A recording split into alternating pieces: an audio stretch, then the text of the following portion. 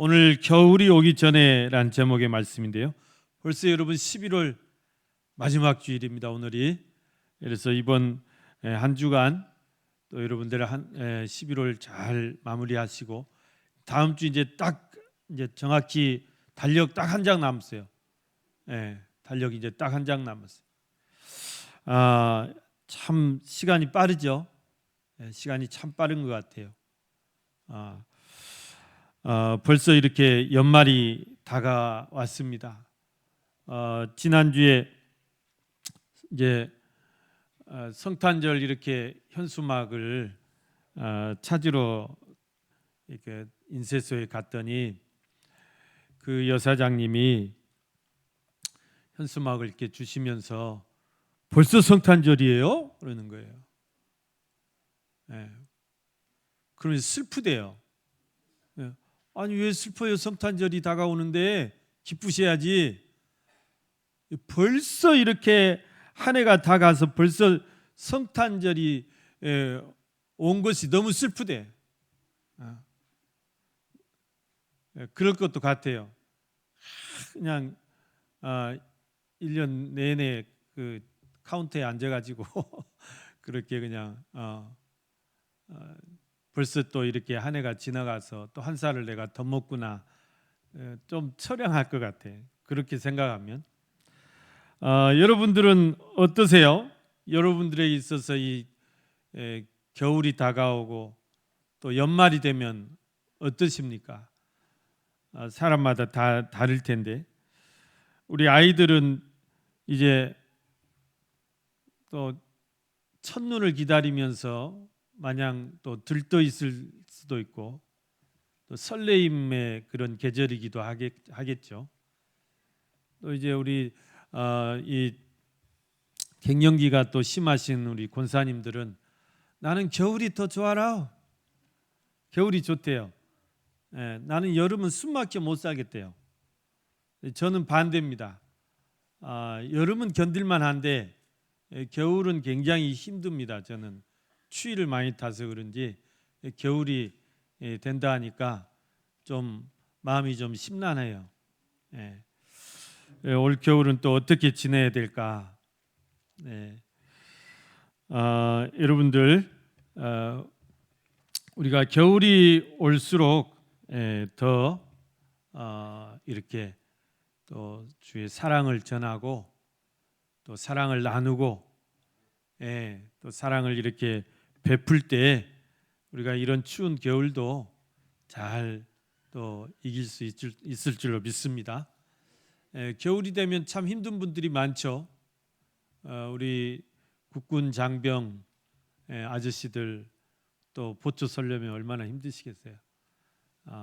또 이제 이렇게 건설 현장 또 산업 현장에서 또 이렇게 찬바람과 싸우면서 일하시는 분들 많이 또 힘드실 테고 또 하루하루 이렇게 벌어서 또 먹고 사시는 분들, 요즘 불경기가 이렇게 심한데 우리 소상공인들 그런 시름이 깊어질 것입니다. 그런데 우리가 그럴수록 더 따뜻한 사랑으로 또 주의 사랑으로 우리가 또 사랑을 나누고 사랑을 베풀면 이번 여름 겨울도 잘 또 이겨낼 수 있을 줄로 믿습니다. 여러분, 한 해가 지나가기 전에 우리는 내년을 준비해야 되는 것이죠. 또 우리 인생에서 내가 젊은 때가 있고 또 이제 나이가 들어서 이렇게 또 늙음이 또 서글플 때가 있잖아요. 젊음이 지나가기 전에 우리는 노후를 준비하는 것이 또 지혜일 것이고 우리 인생이 다 지나가기 전에 내가 하나님 앞에 주님 앞에 서기 전에 여러분 우리가 영혼을 준비하는 것이 또 우리 인생의 지혜인 줄로 믿습니다. 여러분, 오늘 겨울이 오기 전에 우리가 무엇을 준비해야 될지 오늘 말씀을 통해서 우리의 영적인 올동 준비, 이 믿음의 올동 준비는 우리가 어떻게 해야 하는지 오늘 지혜를 얻는 시간이 되시길 바랍니다. 여러분, 오늘 본문 말씀은 사도 바울께서 믿음의 아들 디모데에게 보낸 두 편의 편지 중에 두 번째 편지예요. 디모데 전서, 디모데 후서 이렇게 쓰셨는데 그 중에 두 번째 편지 중에 마지막 부분입니다. 오늘 읽은 말씀에 보면 바울이 디모데에게 몇 가지 부탁을 하는 그런 내용이죠. 그런데 지극히 사소한 그런 부탁. 그래서 이 성경에 어떤 분 가지고 계신 성경에 보면 제 성경에는 이 소 제목이 사사로운 부탁이다 이렇게 잡혀 있어요. 사사로운 부탁이다. 그만큼 내용이 이런 내용도 성경에 있구나. 우리가 그럴 정도로 굉장히 개인적이고 사소한 그런 내용입니다. 어떤 내용이 어떤 부탁인가 했더니 세 가지를 부탁하고 있어요. 첫째는 마가를 좀 데려와라.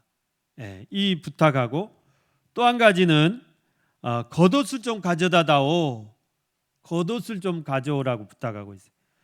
또 한 가지는 책을 좀 가져다 주는데 특별히 가죽 종이에 쓴 책, 즉 성경책을 좀 가져다 달라 이렇게 부탁하고 있는 것을 볼 수 있습니다.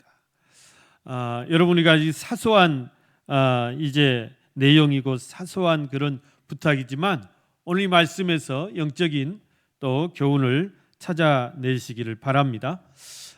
먼저 한 절씩 우리가 말씀을 보면 9절 말씀을 보면 너는 어서 속히 내게로 오라 그렇게 말씀하고 있습니다.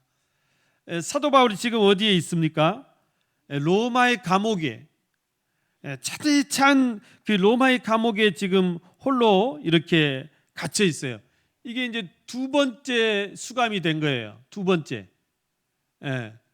사도 바울은 복음을 전하다가 이렇게 선교하다가 감옥을 많이 갔습니다. 여러분 복음 전하는 일이 무슨 큰 잘못이라고. 그런데 그때 그 시절 그 지역에서는 그랬어요. 복음 전한다는 이유만으로 사람을 가두고 또 때리고 심지어는 또 사형에 처하는 그런 무서운 시대였습니다. 오늘 이 사도 바울도 두 번째로 로마의 감옥에 갇혀 있고 지금 사형수의 몸이에요. 사형수의 몸으로서 언제 자기가 순교의 제물로 하나님 앞에 바쳐질지 모르는 그런 상황입니다. 그래서 이 오늘 본문 앞에 보면 4장 6절 말씀에 보면 전제와 같이 내가 벌써 부어지고 나의 떠날 시각이 가까웠도다. 그렇게 자기의 순교를 직감을 했어요. 전제라는 것은 하나님 앞에 이렇게 제물에다가 이런 이제 기름이나 감람유 같은 기름이나 또 포도주 같은 것을 이렇게 가득 부어서 드리는 그런 제사 방법인데 사도 바울이 자기의 인생을 마치 하나님 앞에 바쳐진 그런 제물처럼 내가 이제 떠날 시각이 다 가까웠다는 것을 직감하고 이제 마지막으로 이렇게 사랑하는 아들 디모데를 보고 싶어 했던 거예요. 그래서 속히 와라, 어서 와라. 여기에 이제 바울의 그런 그 애타는 심정이 드러나 있습니다. 그래서 이 디모데 전후서를 쓴 그 시기를 주후 약 67년경으로 추정을 하고 있습니다. 그래서 이제 이 사도 바울은 이 디모데 전후서를 쓴 후에 얼마 안 돼서 그 자신의 그런 직감한 대로 순교를 당하게 됩니다. 그래서 안타깝게도 이 편지를 받은 디모데가 또 서둘러서 이렇게 이제 로마로 오지만은 결국은 만나지 못하고 이제 돌아가셨어요.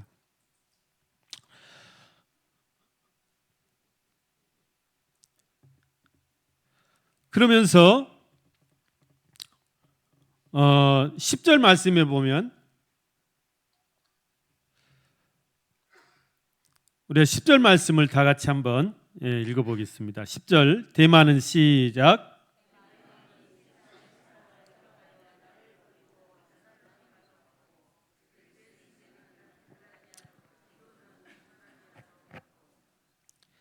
예, 대마는 세상을 사랑하여 나를 버리고 데살로니가로 갔다. 또 그레스게는 갈라디아로 갔고 디도는 달마디아로 갔다. 자, 한때는 바울을 이렇게 도와서 바울의 선교에 협력했던 그런 믿음의 동역자들인데 지금은 이제 다 떠나고 이렇게 없다는 것입니다. 혼자 남았다는 것입니다. 여러분, 우리가 병수발에 장사 없다 그러죠. 아무리 자식이어도 병수발에 장사 없고, 또 마찬가지로 옥바라지도 마찬가지. 옥바라지에 또 옥바라지도 그렇습니다. 이렇게 이제 장기수들 뭐 무기징역이나 사형이나 뭐 10년 이상 형을 받으면 다 지쳐버려요. 옥바라지 하다가 다 지쳐버리고 이제 다 포기하게 됩니다. 그러면 정말 이제 그런 장기수들은 이제 애롭죠. 애로워요. 누구 하나 찾아오는 사람 없고. 그래서 이제 이 바울도 마찬가지입니다. 많은 동역자들이 있었지만 지금은 다 떠나고 이제 이렇게 혼자 남았다는 것입니다. 얼마나 외롭겠습니까? 오늘 저희들은 주님을 우리가 따르되 우리가 끝까지 우리가 주님을 배신하지 말고 또 믿음에서 떠나지 말고, 여러분, 믿다가 그만두는 것은 성령으로 시작했다가 육체로 마치는 것이다 그랬잖아요. 오늘 이 데마라는 사람은 믿음으로 시작했다가 세상을 더 사랑해서 세상으로 나가는 그런 안타까운 아쉬운 모습을 이렇게 아쉬움을 사도 바울이 토로하고 있는데, 저와 여러분이 정말 이렇게 은혜 받고 믿음으로 우리가 지금 살고 있는데, 여러분 절대 우리의 믿음을 포기하지 마시고, 또 어려운 일 있고 힘든 일이 있더라도 여러분 우리가 끝까지 주님을 따르는 우리 충격교회 성도님들 다 되시기를 축원합니다. 우리는 십자가 붙들고 끝까지 주님을 따라가야 돼요. 그러면서 이제 11절 말씀 보면 누가만 나와 함께 있느니라. 여러분, 누가라는 분은 그 당시에 의사하셨어요. 의사. 여러분, 지금도 의사하면 우리 사회에서 얼마나 대접받는 그런 직업 아닙니까? 그런데 그 당시에 의사는요, 정말 지금보다 훨씬 더 대접받고 또 그 삶이 보장받을 것인데, 이 누가란 분은 굉장히 믿음이 좋으신 분이 있었어요. 그래서 이 사도 바울이 이렇게 선교하시는 그런 것을 보고, 사도 바울은 굉장히 또 육체적인 질병이 많은 게 우리가 흔히 말하면 종합병원이셨어요. 눈이 안 좋으셔도 계속 눈에서 눈곱 끼고 눈물 나오고 안질이 아주 심했습니다. 또 이제 우리가 흔히 말하면 간질병을 또 앓고 계세요. 여러분 얼마나 힘드시겠어요. 삶이 고단하고. 그래서 사도 바울도 하나님 앞에 3번씩이나 기도해서 하나님 내 이 육체 좀 질병을 고쳐주시라고, 그래야 내가 더 힘있게 선교하고 힘있게 복음 전하지 않겠냐고. 근데 하나님 고쳐주시지 않았다고 그랬어요. 그래서 사도 바울이 한 고백이 있어요. 고난이 내게 유익이다고. 내 육체의 가시가 오히려 나를 교만하지 않게 만들고, 오히려 내가 더 기도하게 만들고, 더 내가 하나님 붙들고 하나님 의지하게 만드는, 오히려 이게 내게 영적인 축복이구나, 그렇게 고백했던 것을 볼 수 있습니다. 여러분, 그런 사도 바울을 이 누가가 감동을 받았는지 내가 나의 모든 그런 안일함을 다 포기하고 사도 바울을 따라다녔어요. 사도 바울이 가는 곳마다 누가가 동행을 합니다. 그래서 나는 사도 바울의 주치의가 되겠다. 주치의를 자처하고 그렇게 누가도 역시 이렇게 평생을 헌신하게 됩니다. 여러분, 제가 장담하건대 천국에서 누가는 정말 누구보다도 가장 큰 상급을 받을 것으로 저는 믿습니다. 여러분, 우리가 하나님 앞에 정말 하나를 드리면 하나님은 우리에게 10배, 100배로 다 갚아 주실 줄로 믿습니다. 그래서 이렇게 누가가 정말 신실하게 바울의 곁을 지키고 있는데, 여기서 이제 바울이 한 가지 부탁을 하는 것이 네가 올 때에 마가를 데리고 와라 그랬어요. 이 마가라는 사람은 어떤 사람입니까? 여러분, 우리가 사복음서가 마태복음, 마가복음, 누가복음, 요한복음이죠. 그래서 이 마가라는 사람은 바로 이 마태복음을 기록한 아주 믿음의 사람이에요. 또 마가를 우리가 기억할 때 이 마가는 마가의 다락방의 주인이에요. 그래서 마가라는 사람은 굉장히 집이 부자였던 것 같아요. 부자이기 때문에 큰 집을 가지고 있었고 그 집 위에 큰 다락방이 있었어요. 그래서 예수님이 승천하시고 너희는 예루살렘 떠나지 말고 한 곳에 모여서 보혜사 성령을 기다리라 그랬어요. 그래서 그 말씀대로 야, 우리가 어디서 모여서 기도할까? 마가 너 집이 넓은데 우리 거기서 기도하자. 그래서 이제 예수님 승천하시고 열흘 동안 이 제자들이 120명이 마가의 다락방에서 늘 모여서 열흘 동안 기도했습니다. 우리가 지난주에 21일 동안 하루도 빠지지 않고 다니엘 기도회로 여러분 정말 밤마다 모여서 기도했듯이 여러분 이 마가의 다락방에 정말 이 제자들이 120명이 모여서 간절히 기도하는 거예요. 성령을 보내주시옵소서. 성령이 우리를 충만하게 해주시옵소서. 그래서 정말 그 예수님의 약속대로 열째 되는 날 오순절이라고 합니다. 이를 오순절에 불같은 성령이 임했다고 그랬습니다. 막 성령이 불의 혀같이 각 사람 머리에 막 임했다고 그랬습니다. 그랬을 때 그 제자들이 성령의 충만함을 받았다. 담대해졌다. 놀라운 일이 일어나지 않았어요. 그 다락방을 제공했던 주인공이 바로 마가인데요. 그런데 이 마가라는 사람이 또 이렇게 부잣집 그런 이제 도련님으로 이렇게 자다 보니까 또 이제 허물도 있었어요. 어떤 허물이었습니까?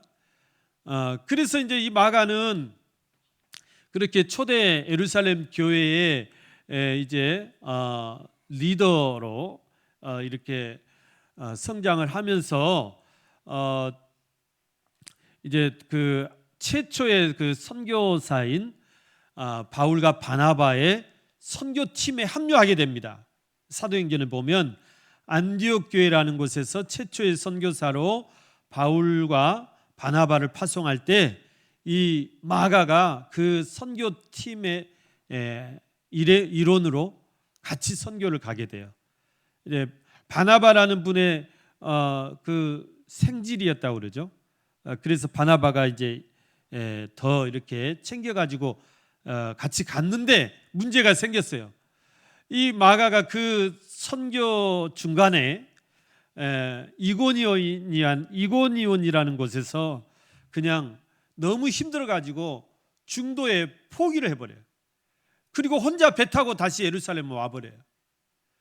그러니까 이게 이제 그 선교 일정에 굉장히 차질을 빚었고, 이 바울 같은 분은 성격이 아주 불같은 분인데 그거를 용납을 못한 거예요. 바울이 그것을 이제 그 마가를 용납을 못한 거예요. 너무너무 화가 났어요. 그래서 내가 이놈을 다시 내가 안 보겠다. 그렇게 이제 그러니까 마가는 완전히 바울에게 찍힌 거죠. 그리고 이제 1년, 2년 그렇게 1차 선교 여행을 마치고 다시 돌아와서 이제 선교 보고를 하고 2차 선교 여행을 또 출발해요. 1년 있다가 또 출발하는데 그때 또 선교팀을 꾸리잖아요. 근데 거기에 또 마가를 데려가자는 거예요. 바나바라는 분이. 바나바는 바울에게 있어서는 멘토이자 스승과 같은 분이에요. 근데 거기서 바울이 막 화를 내면서 이런 약해 빠진 놈을 데려가서 뭐 하려고 그러냐고. 거기서 아주 대판 싸웁니다. 바나바하고 싸워요. 심하게 다퉜다고 성경이 기록하고 있어요. 그래서 결국은 찢어져요. 당신 알아서 가라고. 난 나대로 가겠다고. 이렇게 해서 이제 바울이 그때부터 마가와 결별한 뒤로 오늘 이 마가를 찾는 때가 한 20년이 지났어요. 그래서 이 마가를 데려오라. 마가가 이제 보고 싶은 거죠. 그러니까 그 뒤로 이제 바울이 이렇게 선교하면서 바울이 또 감옥에 갇히면서 마가에 대한 소식을 얼핏 듣죠.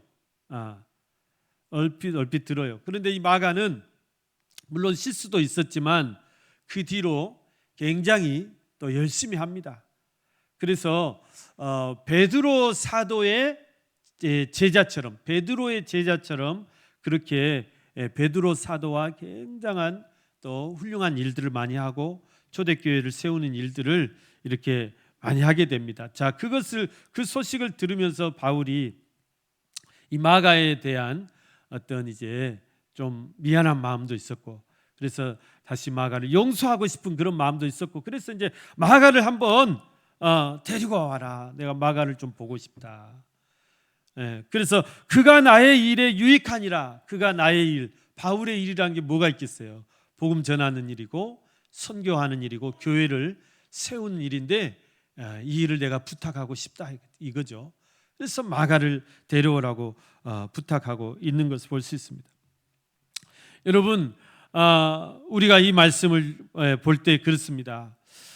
우리가 같이 이렇게 교회를 하면서 또 복음을 위해서 이렇게 우리가 또 일을 하면서 마음이 안 맞을 때도 있어요. 때로는 아주 심하게 다툴 때도 있어요. 내가 다시 널 보지 않겠다 이렇게 아주 그냥 돌아설 때도 있어요. 그런데 바울은 자기 인생이 끝나기 전에 그걸 풀고 싶었던 거예요. 마가하고 이제 좀 그런 불편한 관계들을 털고 넘어가고 싶었던 것입니다. 그래서 이제 그 마가를 데려오라. 여러분, 우리가 올 한 해가 지나가기 전에 여러분 올 한 해 동안에 나하고 여러분 우리 같은 이렇게 교회 안에서 맺힌 것이 있다면 또 이런 불편한 것이 있었다면 여러분 다 풀고 넘어가시길 바랍니다. 이게 우리가 올 겨울을 넘기 전 해야 할 일이라고 생각합니다. 여러분의 어떤 분은 그냥 부모님하고 관계가 소원해져 가지고 뭐 아무 일도 아닐 텐데 이게 또 사람이라는 게 그렇습니다. 부모님과의 그런 불편한 관계가 있으신 분들은 또 여러분의 마음을 이렇게 좀 수술이셔 가지고 푸시길 바랍니다. 또 여러분 형제간에, 가족간에, 어떤 분들은 자녀들하고 그냥 말도 않고 지내시는 분들도 있을 겁니다. 근데 이런 것을 다 털고 가야 돼요. 털고 다 풀고. 바울이 마가에 대해서 얼마나 좀 미안했던 것 같아요. 그리고 좀 이렇게 긍휼히 여기는 그런 마음이 있었을 것입니다. 여러분이 이런 그런 여러분의 그런 우리 사람과의 관계에서 불편한 점들을 다 털어버리시고, 특히 우리 교회 안에서 그런 감정들 다 이렇게 또 정리하시고 그렇게 우리가 올 해를 넘어갔으면 좋겠습니다. 그러면 또 이제 뭘 부탁하고 있냐면 13절 말씀에 보면 네가 올 때 내가 들어와 가보의 집에 둔 겉옷을 가지고 오라. 여러분, 겉옷을 가지고 오라. 바울이 이렇게 여러분 그 체포 두 번째로 체포당해서 수감됐다고 그랬는데 그 상황이 얼마나 급박했던지 여러분 체포당하면서 끌려오면서 얼마나 이제 경황이 없었던지 이 겉옷을 챙겨오는 걸 잊어버렸어요. 근데 여러분 이게 겉옷이라는 것은 성경에 나오는 성경 시대에 살았던 분들의 에게 있어서 이 겉옷은 옷 이상의 의미를 가지고 우리가 입는 어떤 그냥 의류의 이상의 의미를 가지고 있어요. 이 겉옷이라는 것은 그래서 전당을 잡을 때 네가 밤이 날이 새도록 그 겉옷을 전당 잡지 말라고 그러죠. 왜 그러냐면 이 가난한 사람들에게 있어서 이 겉옷이라는 것은 저녁에는 덮고 자는 이불이에요. 담요와 같은 것이에요. 그래서 겉옷을 전당 잡았으면 반드시 해가 지기 전에 돌려주라, 그런 말씀입니다. 또 여러분 이 사막을 여행하는 사람들이나 이 광야를 여행할 때 이 겉옷이라는 것은, 이 외투라는 것은 굉장히 이 생명을 지키는 중요한 역할을 하죠. 여러분 사막은 얼마나 살인 더위 아닙니까? 그 뜨거운 햇빛을 무엇으로 막을 수 있습니까? 아무 그늘도 없는데, 그래서 그 겉옷을 뒤집어 쓰고 그게 가림막이 되는 것입니다. 너무나 중요한 것이죠. 또 갑자기 모래바람, 사막의 뜨거운 모래바람이 불어닥칠 때 그것을 무엇으로 막습니까? 겉옷을 뒤집어 쓰고 그걸 버티는 거예요. 그러니까 너무 소중한 것이죠. 오늘 이 바울은 정말 차가운 그 감옥의 그 바닥에서 이 겉옷이 굉장히 바울에게는 필요했을 것이다. 그것을 가져다 달라는 거예요. 여러분 바울에게 있어서 이 겉옷이 이런 중요한 의미가 있듯이 오늘 우리에게 있어 영적인 중요한 의미가 있는 줄 믿습니다. 여러분 우리가 신앙생활할 때 우리가 승리의 삶을 우리가 신앙생활에서 승리하기 위해서는 우리가 어떤 겉옷이 필요하느냐?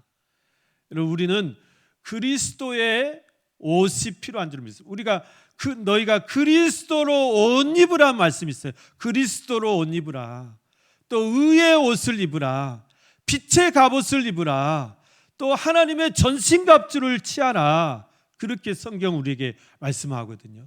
여러분 우리가 이 정말 어두운 세상을 우리가 지금 살아가고 있는데 우리가 어떤 옷을 입어야, 어떤 옷을 준비해야 되냐.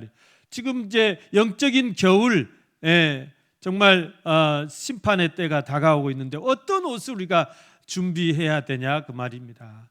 여러분 더욱 그리스도로 옷 입으시기를 바랍니다. 그리스도로 옷 입으라. 의의 옷을 입으라. 빛의 갑옷을 입으라. 하나님의 전신갑주를 입으라는 거예요. 여러분 하나님의 전신갑주로 무장하지 않고는 우리가 이 세상을 이길 수 없다는 것입니다. 죄를 이길 수 없다는 것입니다.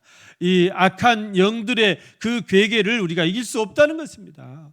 여러분 사탄 마귀가 얼마나 영악합니까? 그 괴계를 우리가 이길 수 없어요. 하나님의 전신갑주로 무장하지 않고는 우리가 신앙생활 승리할 수 없습니다.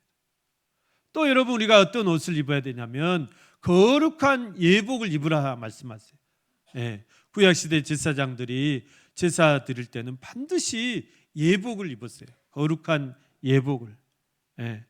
그리고 이제 밖에 일 보러 갈 때는 또 일반 옷으로 갈아입고, 우리도 마찬가지입니다. 우리가 여러분 천국 잔치, 우리를 베풀어 놓으신 천국 잔치에 우리가 다 참여하게 될 텐데, 다 들어가게 될 텐데 예복을 입지 않으면 쫓겨납니다. 어떤 사람이 예복을 입지 않고 앉아 있었어요. 너는 왜 예복을 입지 않았냐? 이 잘 바깥 어두운데 쫓아내라 그랬어요. 여러분 우리가 천국에 들어가기 위해서, 또 우리가 이 땅에서 우리가 우리의 믿음에서 승리하기 위해서 우리가 반드시 준비해야 될 것이 바로 그리스도의 옷으로 여러분 덧입으시기를 바랍니다. 의의 옷으로, 빛의 갑옷으로, 하나님의 전신 갑주로 여러분 우리가 무장해서 거룩한 옷을 입고 여러분 우리의 남은 삶을 더 믿음으로 또 승리하시기를 주님의 이름으로 축원합니다. 세 번째는 또 네가 올 때 책을 좀 가져다라. 특별히 가죽 종이에 쓴 것을 가져오라. 여러분 이 가죽 종이에 쓴 책이라는 말은 성경을 말하는 것입니다. 성경.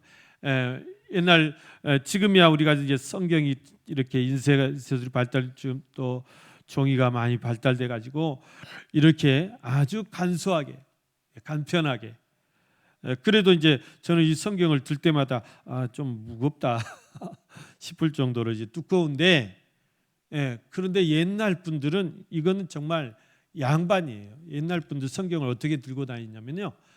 성경을 다 어디에다 기록합니까? 필사합니까? 양 잡으면 이제 가죽을 딱 말려가지고 가죽을 이렇게 딱 펼쳐요. 이렇게. 그래서 네모랗게 재단을 해가지고 거기다가 쭉 성경을 필사합니다. 그걸 그래서 이제 이 막대기를 이렇게 넣어서 똘똘똘똘똘 이렇게 말아요. 그러면 책 한 권이 창세기면 창세기 책 한 권이 한 두루마리가 돼요. 한 두루마리가. 하늘을 두루마리 삼는다 그 말씀 있잖아요. 하늘이 이렇게 쫙 도화지처럼 펼쳐져 있는데 거기다가 하나님의 은혜를 다 기록해도 기록할 수 없다 그 말이에요. 그거를 똘똘똘 말아가지고 여러분 하늘을 말아가지고 그거를 가지고 이고 다닌다고 생각해 보세요. 도저히 불가능한 일이겠죠.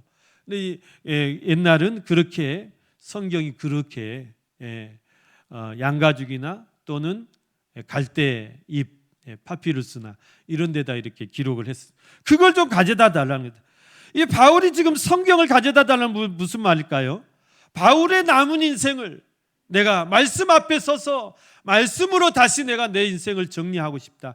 내가 그동안 선교하느라고, 내가 그동안 주의 일 하느라고, 내가 그동안 복음 전하느라고 정말 말씀 읽을 시간이 없었는데 내가 정말 남은 시간을 집중해서 말씀 앞에 서서 마지막 내 인생을 정리하고 싶다는 것이죠. 여러분 김대중 대통령이 참 똑똑하신 분이죠. 아는 것도 많고 얼마나 해박하십니까? 또 연설도 잘하시고. 그런데 김대중 대통령이 그런 모든 지식을 어디서 다 섭렵하셨느냐?